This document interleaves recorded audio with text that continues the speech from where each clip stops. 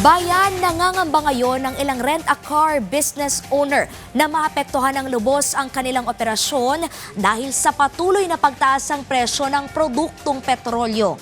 Ang ilan sa kanilang sasakyan nananatiling tigil pasada dahil sa kakulangan ng mga kliyente. Yan ang ulat ni Israel Dumaulaw ng PTV Davao.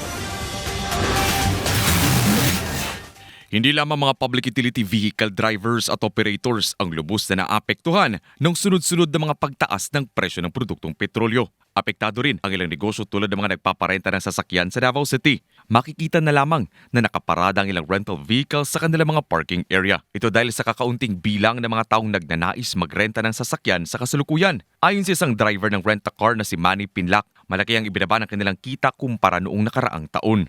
Ako kapitado kay sir, dako kay librensya kanong 50 pang per litro, pero tinanghanag yung kuhan ka ng biyahe. Karon na niabot ng 145, wala lagi pati nang gimingawa. Katulad ng problema rin ang kinakaharap ng isa pang rent-a-car company. Ayon sa kanilang secretary na si John Novevalles, malaki ang ibinaba ng demand kumpara nung nakaraang taon, lalo na tuwing Semana Santa at summer season. Sa katunayan, nitong nakarang Semana Santa, 2 lamang sa kanilang mga sasakyan ang naiparenta. Dahil dito, bumababa rin ang kita ng kanilang negosyo. Usually ilang gusto is all-in.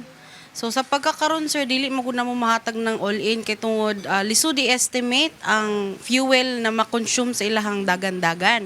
So ang amo ang ginahatag na rate sa ila is renter's fuel. So kung mag-start full tank, ibalik siya full tank.